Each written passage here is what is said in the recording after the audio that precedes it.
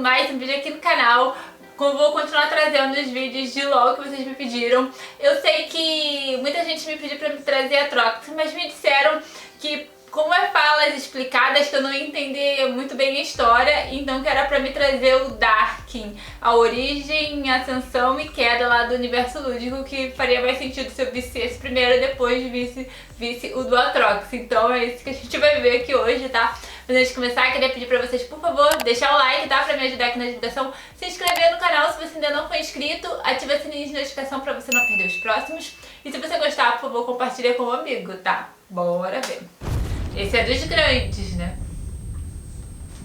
Que é isso? De seres humanos shurimanes a deuses guerreiros ascendidos, a império caído, a deuses corrompidos por um terror abissal e desconhecido, a conflitos internos, até aprisionamento em suas próprias armas.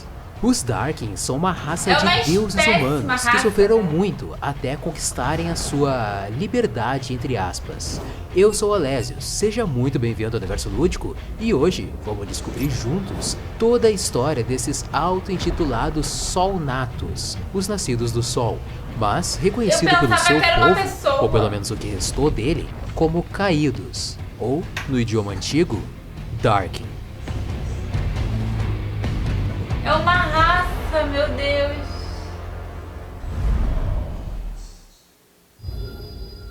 Origem. A história dos Darkin começa como humanos no Império da antiga Shurima, há milhares de anos. O povo Shurimani acreditava no Sol como fonte de vida e de magia, e isso se refletia na sua cultura. Muitos povos Construções tinham nomes como Biblioteca do Sol e Colégio do Sol. Suas vestimentas de tecido pesado para se proteger do calor, ciclos de plantação e de colheita, adoração de deuses com partes humanas e partes animais, e acreditando que certas pessoas de feitos honoráveis sejam escolhidas para serem abençoadas pelo próprio Sol, essa poderosa entidade que rege a natureza. Shurima é uma grande homenagem à antiga cultura egípcia. Mas não é por menos que Shurima seja assim. Ela nasceu ao redor do disco solar, um monumento mítico sem uma origem registrada, mas que através dele muitos feitos considerados divinos acontecem. É através do disco solar que é possível fazer o ritual de ascensão, de um ser humano mortal para uma espécie de deus artificial, os ascendentes. Nesse ritual acontece uma grande concentração de energia solar e ao invés de queimar o corpo da pessoa escolhida, ela é abençoada com uma poderosa centelha divina e passa por algumas transformações. Seu corpo e mente refletem habilidades de animais. Por exemplo, o Nasus sempre foi uma criança intelectualizada, muito focada em livros, e ele cresceu como um grande general tático. Muitas guerras foram vencidas pela sua estratégia, e ele sempre ordenava para manter a cultura daquele povo dominado, porque ele tinha muito apreço e muito respeito pela informação, pela sabedoria e pelas bibliotecas construídas dos outros povos. E o Nasus foi tão importante como um general e tão adorado como um sábio que ele teve a sua própria biblioteca erguida, a Biblioteca de Nasus. E o chacal, o animal chacal, dentro da filosofia Shurimani, representa a sabedoria e a astúcia. Então, no leito da sua morte, o Nasus foi escolhido pelos sacerdotes do Sol para passar pelo ritual de ascensão. E a transformação dele foi em um chacal humanoide, porque a construção da sua vida refletia sabedoria e astúcia, bem como um chacal. Da mesma forma, o seu irmão mais novo, Renekton, ele era uma criança brigona, até desequilibrada de certa forma, buscando todo dia voltar sangrando para casa. E o Nasus alistou seu irmão mais novo no exército Shurimani, para ver se assim ele ganhasse disciplina e um novo foco além das brigas. Então, o Renekton cresceu como um grande oficial de guerra, e fazendo a frente de batalha, motivando os soldados a sempre avançar e nunca desistir, e ele se tornou uma lenda em Shurima e até mesmo nos povos em que ele venceu, assim como o seu irmão. Em resumo, o Nasus planejava as guerras, o Renekton as executava. Então, durante a ascensão do Nasus, como o Nasus estava muito fraco e doente para seguir sozinho até o disco solar, o Renekton carregou seu irmão mais velho, e ele ia se sacrificar para salvar o irmão, Porque o ritual de ascensão era pro Nasus, não era pro Renekton. O Nasus era escolhido, de acordo com os sacerdotes. Então a energia solar ia dar ascensão pro Nasus, mas ele ia fritar o Renekton. Porém, não foi bem isso que aconteceu. De certa forma, foi como se o Sol tivesse escolhido os dois para se tornarem ascendentes, como se o destino do Renekton fosse realmente carregar o irmão justamente para os dois se tornarem deuses. E depois do ritual, como o Renekton construiu a sua vida baseada em força e determinação, de acordo com a religião Shurimani, o crocodilo é o animal que reflete essas qualidades. Então, o Renekton foi transformado num crocodilo humanoide. Mas além dessas mudanças físicas, dando certos poderes e habilidades, muito além de um ser humano, a outra transformação é sensorial. A mente de um deus é diferente da mente de um humano, né? Óbvio. Um deus, mesmo que artificial, não tem o mesmo conceito de tempo que um humano. Para um deus, 50 anos, 60 anos não é nada, e os ascendentes vivem por milhares de anos. Então, durante o ritual de ascensão, a sua mente não só se adapta a um novo corpo, né? Não só para aceitar essa modificação física, mas também se adapta à sua longevidade. Até porque o ritual é tão arriscado que normalmente é feito só no fim da vida. Só depois que você já viveu bastante, já encaminhou a sua linhagem e construiu um passado de glória, é que os sacerdotes do sol te escolhem para passar pelo ritual. E você tem o risco de tanto se tornar um ascendente, quanto de morrer queimado pela energia solar concentrada. Tudo depende se você foi de fato escolhido pelo sol ou não. Os sacerdotes do sol era quem escolhiam as pessoas, mas eles também podiam errar, né? Pelo menos esse era o risco e a crença que eles tinham. Então o conceito de tempo também se modifica na mente de um ascendente.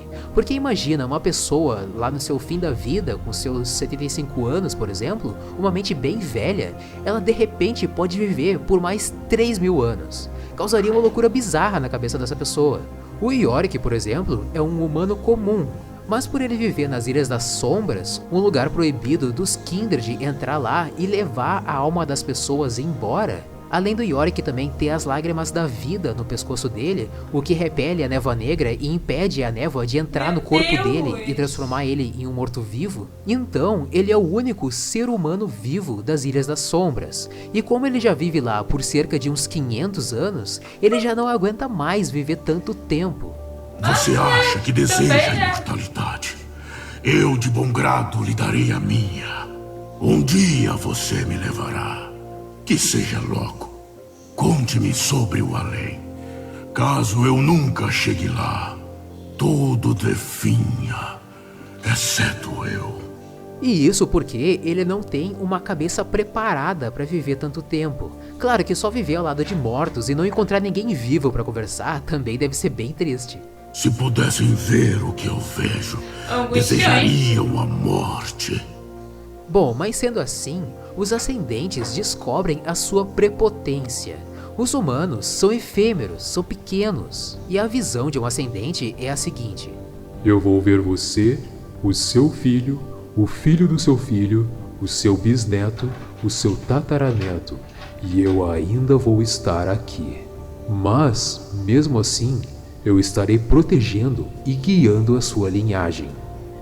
Essa é a percepção de um ascendente: longevidade, imortalidade e benevolência com os mortais. E adorados pelos humanos, quando em vida eles já eram lendas, eles já eram pessoas consideradas quase míticas, de tão heróicas que eram suas histórias, que na hora em que eles se tornam deuses, é como se a personificação da mitologia se tornasse realidade.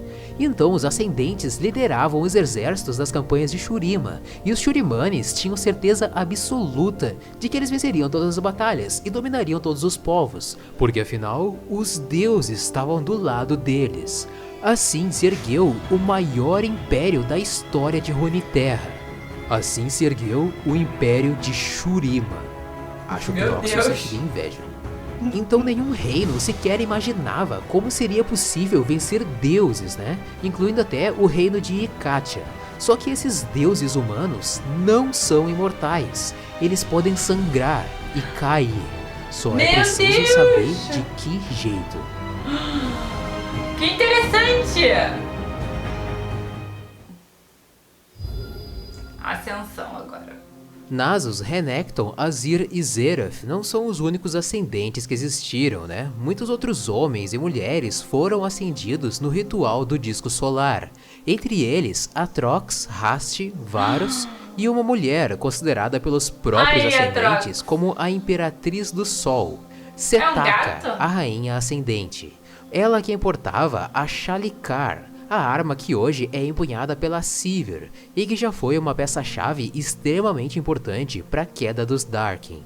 Ela que liderou os Ascendentes nessas campanhas de guerra Shurimani. Ela era vista pelos Ascendentes como sua rainha, assim como os humanos enxergam adoração pelos deuses guerreiros. E depois de muita soberania Shurimani, enquanto alguns povos se sentiam completamente derrotados e se rendiam ao poder dos deuses, aceitando se tornarem escravos e pagando impostos a Shurima, outros reinos não se entregariam tão fácil a esse autoritarismo.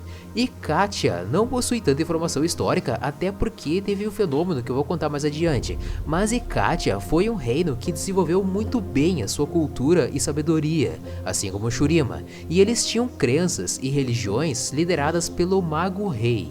A linhagem do Mago Rei era protegida pelos Kohari, o clã do Side-X, e ele estava tentando desenvolver uma magia tão poderosa que fosse capaz de destruir os Ascendentes. Depois de um evento de um terremoto, ele descobriu certas forças misteriosas sobre a Terra. Era a sensação de alguma coisa realmente muito poderosa, quase divina ou profana, mas que se ele conseguisse invocar essas forças e dominar essas forças, seria a grande chance de aniquilar o Império Shurimani. Então o Tyrus, o mestre do Rise, ajudou o Mago Rei, usando as runas globais para invocar e dominar essas forças. Bom, chegando a hora daquela manhã decisiva, todos preparados na fronteira de Ikatia, de um lado Shurimanes com seus deuses guerreiros e liderados pela rainha Setaka, e do outro lado Ikatianos com o Mago Rei, seu clã Kohari e o Mago Tyrus. A batalha começa. Nossa, até o barulho da batalha. Os Shurimanes, crentes da vitória certa com seus deuses, avançavam imponentes, mal sabendo da grande armadilha que aguardava por eles. Tyrus e o Mago Rei invocaram as forças abissais. A terra tremeu, uma ruptura do chão se abria e tentáculos negros gigantescos começaram a atacar a todos, Shurimanes e Ikatianos. Enquanto muitos caíam na ruptura, muito mais eram consumidos pelos tentáculos e outras criaturas bizarras que saíam da fenda. Até os Ascendentes eram consumidos, e no momento que a sua rainha Setaka foi consumida, esse não só foi o abalo moral dos deuses guerreiros, mas o medo dessa grande força horrenda e quase invencível. Esse foi o dia em que Runeterra descobriu o vazio. Tyrus e o Mago Rei perceberam que seria impossível controlar o vazio e fugiram, assim como os Shurimanes e Ikatianos que sobraram também tentaram sobreviver à sua obliteração. Sim, obliteração. Quando o vazio consome as suas vítimas, ele não mata ou destrói, ele oblitera, ele traz as suas vítimas ao esquecimento. Não existe história por onde passa o vazio, não existem lendas ou mitologias que sobrevivam os registros dos que foram consumidos pelo vazio, nem mesmo deuses. Mas nem tudo estava perdido. Os Ascendentes remanescentes lutaram contra as criaturas do vazio, fizeram elas recuar. Por anos, muitas batalhas foram travadas contra o vazio em suas várias manifestações por Runeterra. Pois é, o vazio não ficou só em Ikatia. Mas voltando à batalha na fronteira de Ikatia, paralelamente também tiveram alguns eventos. O Nasus e o Renekton não participaram dessa guerra. Eles eram encarregados de proteger o Imperador Azir. Mas o mago Zeraf criou uma distração para eles. Ele abriu um sarcófago antigo que prendia uma entidade de fogo, e o Nasus e o Renekton tiveram a missão de deter essa entidade. O Zeraf, na verdade, queria uma distração dos Irmãos Ascendentes para quando o Azir fosse passar pelo ritual de ascensão. Assim, o Zeraf tomou o lugar do Azir, matou o Imperador e se tornou ascendente no lugar dele. Só que esse ritual não deu tão certo assim. O Zeraf era praticante de magia negra e já existia algum poder interno dentro dele além da ascensão. Além disso, o ritual era do Azir, não era do Zeraf. E essas duas variáveis combinadas, magia negra com ritual trocado, causou um desastre terrível para Shurima.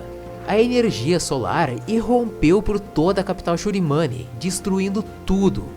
O Nasus e o Renekton retornaram para Shurima e lutaram contra o Azir, mas a única forma que eles encontraram de parar o Mago Ascendente foi do Renekton agarrar o Azir e se enterrar junto com ele enquanto toda a capital Shurimane também afundava em desgraça nas areias. O que antes era o Império dourado e reluzente se tornou apenas um deserto. O Nasus, em choque por ter perdido o seu irmão, com o que aconteceu com Shurima e com a falha miserável de Ikatia, ele se exilou e por muito tempo a gente ficou sem saber do paradeiro dele. O Ryze, que não fazia parte dessa missão, nem sabia do que o seu mestre era capaz de fazer, foi atrás do Tyros e descobriu que ele usou as runas globais, sendo que o Tyros prometeu só aprisionar as runas, nunca usar as runas. Então, o Ryze, decepcionado e apavorado com a corrupção na cabeça do seu mestre e com o que ele foi capaz de fazer, ele matou o Tyros e tomou o pergaminho e as runas globais para ele mesmo guardar. E ele continua na sua busca pelo restante das runas globais. O Zilean é um mago ikatiano, mas ele não fazia parte desses planos de invocação do vazio. Ele era recluso nos seus estudos sobre passagem no tempo, e quando aconteceu o desastre, ele na sua torre imediatamente conjurou uma magia temporal para adivinhar todos os finais possíveis dessa guerra. Hoje, o Zilean não está atrelado a nenhum tempo, mas a todos ao mesmo tempo, buscando o ponto certo para retornar e tentar desfazer esse cataclismo de Ikatia. Lembra daquela missão de distração do Nasus e do Renekton? Aquela entidade de fogo muito possivelmente era o Brand acorrentado no sarcófago, mas acabou sendo solto de novo porque o Nasus e o Renekton tentaram usar o mesmo sarcófago mágico para selar alguma coisa muito mais poderosa, no caso, o Mago Ascendente. E antes dessa batalha em Ikatia, estava acontecendo as Guerras Rúnicas, que ainda não existe muita informação a respeito, talvez até porque o vazio tenha obliterado essas informações, né? Querendo defender o lado da Riot Games aqui, né? Essa seria uma boa desculpa. Mas o fato é que as Guerras Rúnicas foram a causa dos Darkin, nem que seja indiretamente, afinal, o Tyros usou as runas globais para invocar o vazio. Então, a partir das Guerras Rúnicas, a gente tem a origem de 6 campeões. A Evelyn, que era uma sombra amorfa desde os primórdios de Runeterra, mas que foi se alimentando do sofrimento e do desespero dos humanos durante essa guerra, até se tornar a gostosa que a gente conhece hoje. O Ryze, que matou o Tyros e tomou as runas globais para ele. O Brand, que se apossou do corpo do Locthariano Keganhold e foi solto pelo Nasus, Renekton e Zeraf, e hoje também busca pelas runas globais. E o Atrox, Rast e Varus, que eu vou falar mais a respeito mais pra frente. Agora, voltando aos efeitos colaterais dessa erupção do vazio, os ascendentes que sobraram não só tiveram que enfrentar o vazio, mas eles também ficaram sem um lar. Shurima estava arruinada, afundada no deserto. Essa condição sem pátria, ao mesmo tempo que tiveram contato direto com o vazio, afetou demais na centelha desses deuses. Não vamos esquecer de que por mais que esses humanos tenham ascendido artificialmente a deuses, as suas almas ainda têm sim resquícios humanos, e é isso o que torna eles falhos, egocêntricos, prepotentes, orgulhosos, falhas essas que até mesmo deuses possuem, né? Deuses costumam ser arrogantes e presunçosos, a vaidade vem à cabeça, e o contato constante com o vazio trouxe à tona esses atos falhos e esquecimento do que eles já foram um dia. E ao longo dos séculos, eles mesmos foram modificando a sua própria constituição. Agora, eles não refletem qualidades animais, nem refletem qualidade de nada conhecido. Eles agora são reflexos distorcidos de alguma coisa que nunca existiu na lembrança. Caramba. Eles são deuses caídos em escuridão, irrompidos a uma fome voraz. Eles agora são os Darkin. Vilões, né? Que história, gente, muita criatividade.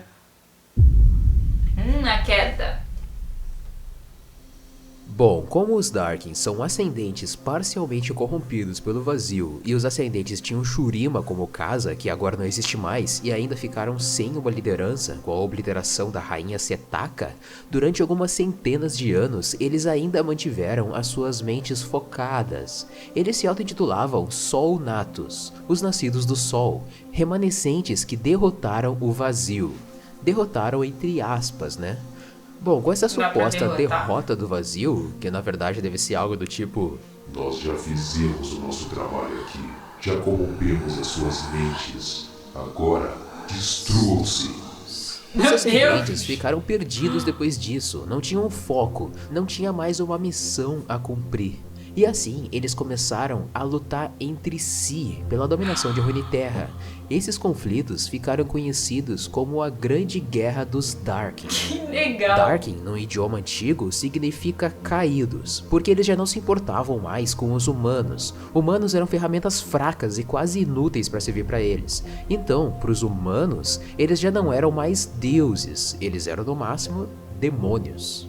Mas ainda existiam alguns ascendentes com a mente no lugar. Eles estavam vivendo ali uma transição entre um ascendente completo e um Darkin completo. E alguns ascendentes ainda tinham lembranças de Shurima e de grandes feitos contra o vazio.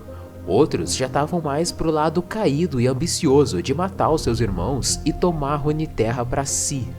Foi nesse momento que o aspecto do crepúsculo desceu em Runeterra. Misha foi a escolhida, uma menina que se engana quem pensa que ela é inofensiva.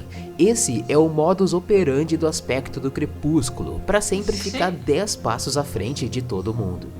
E assim como os deuses do Monte Targon fizeram para escravizar o Aurelion Sol, eles também tinham os segredos mágicos para aprisionar os Darkin.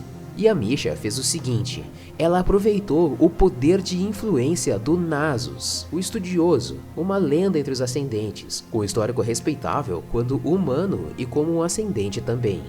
O Nasus aceitou fazer essa aliança com o aspecto do crepúsculo e dar um fim nesses ascendentes caídos.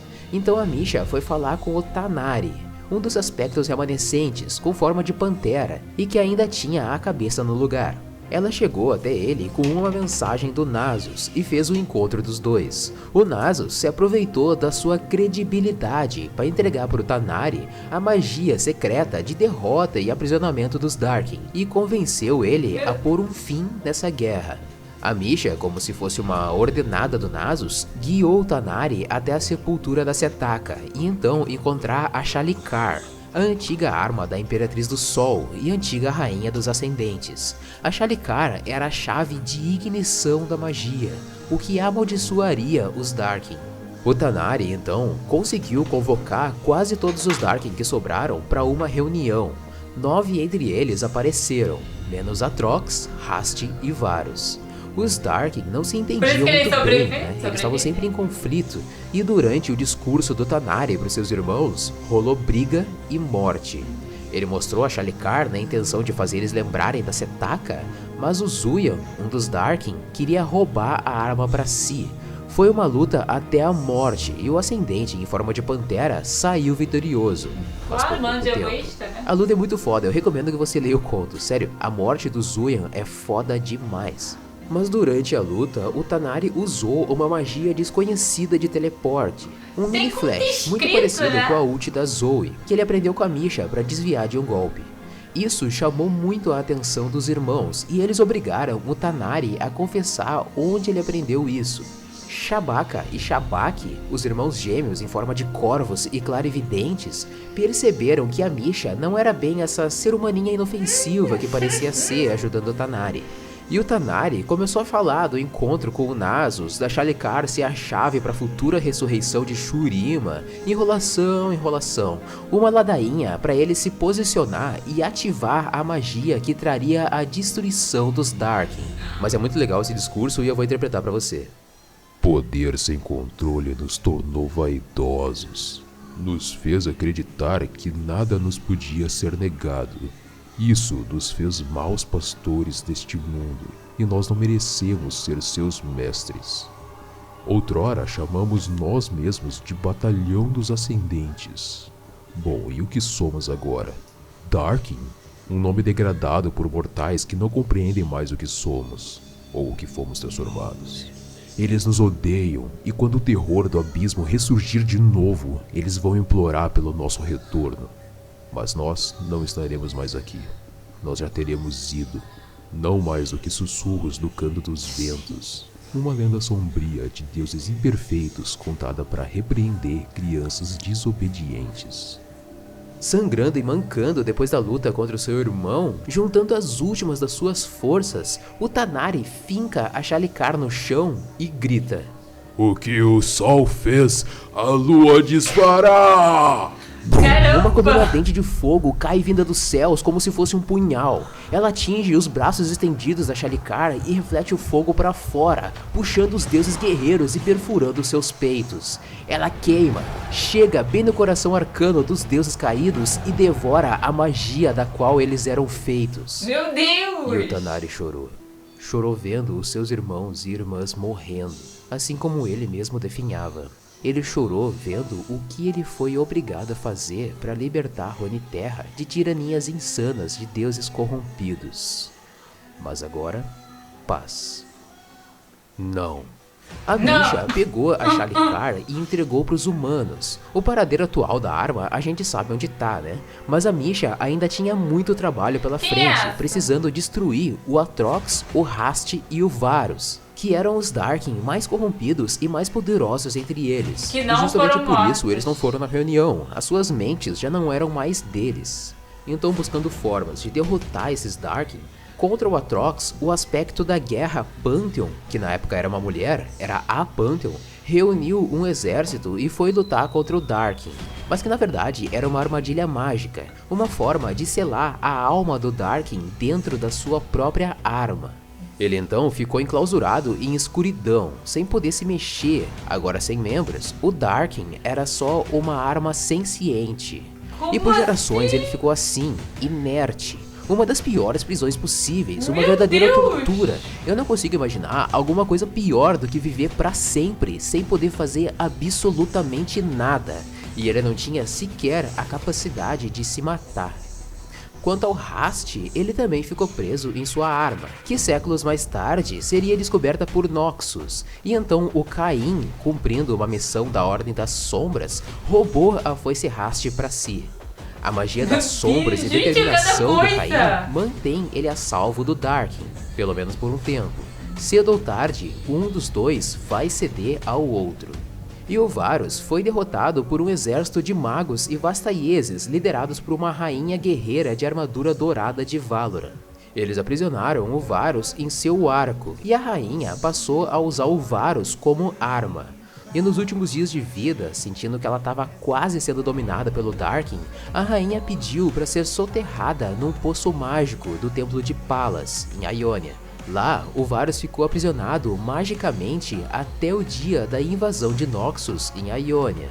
E Valmar e Kai, um casal de caçadores ionianos, lutaram contra Noxianos na proteção do templo, mas o Kai ficou mortalmente ferido. E o Valmar então levou o Kai até o poço do templo, na esperança de poder curar o seu amado. Só que os dois caindo no poço, junto com o Varus aprisionado, contra as suas vontades, eles fundiram seus corpos e formaram uma nova entidade. Hoje, tanto Varus quanto Val e Kai lutam para assumir o corpo. E o casal, na verdade, busca um meio para desfazer essa maldição Dark. Gente, que história é essa? Que loucura!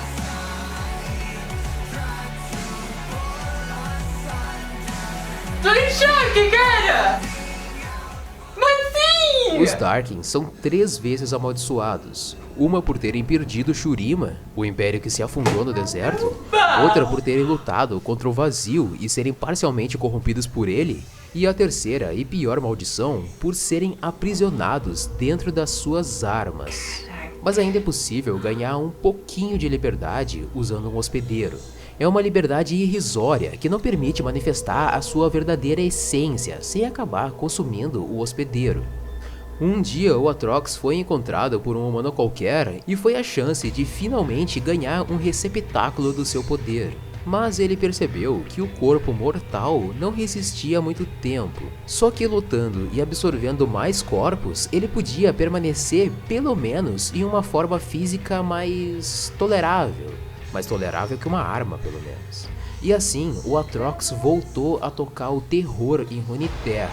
Ele chegou até as terras nórdicas de Freljord, onde ele massacrou toda a tribo do Tryndamere, Ele é o pior de deixando só todos? o Rei Bárbaro vivo, e seguiu o seu caminho trespassado em matança. Sim, Tryndamere! Eu sou a causa do seu sofrimento. Veja se consegue se vingar. Meu Deus! Achei que você seria meu próximo receptáculo, Tryndamere. Que pena. Você não serviu nem para escravo. Lembre-se dos gritos dos seus irmãos quando eu jogar seu cadáver ao chão, Tryndamere. Estou esperando, Tryndamere. Venha conseguir sua vingança. Ele percorreu o mundo buscando desesperadamente, incansavelmente, uma maneira de voltar à sua forma ascendente anterior. Mas o enigma da espada parece insolúvel. E com o tempo, ele percebeu que ele nunca mais seria liberto e nem mesmo morreria. E possuir outros corpos sem manifestar o seu verdadeiro poder, nada mais é que uma prisão um pouquinho maior do que a anterior.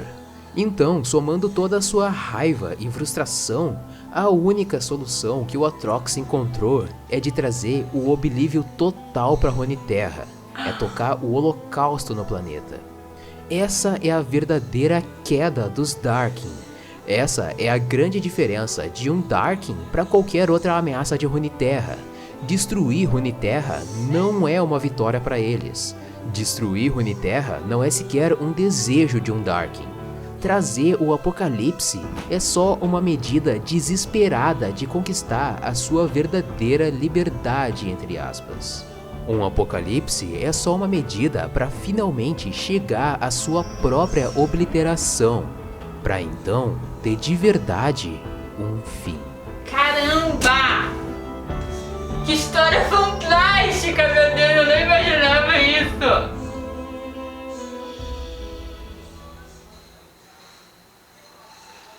Galera, esse desenho da Misha e da Setaka, quem fez foi uma amiga minha, que é artista, exclusivamente para esse vídeo. Muito Legal. obrigado, amiga. E deixo aqui o link na descrição pro DeviantArt dela, para quem quiser ver mais dessa arte linda.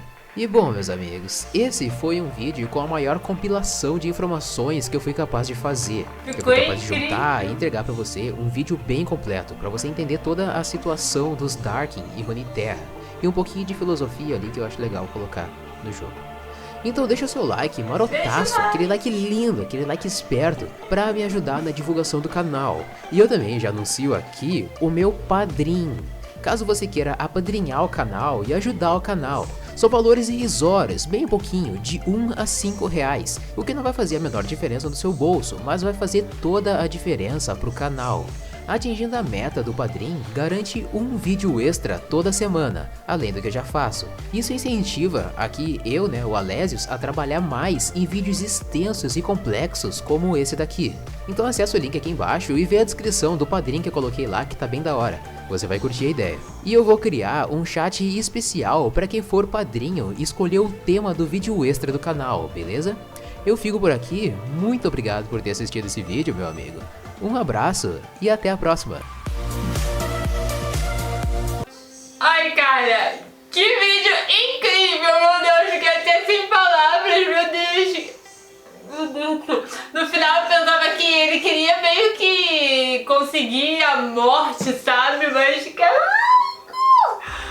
Meu Deus do céu, gente, que história incrível, que criatividade, nossa, eu fico sem palavras, porque, gente, sério,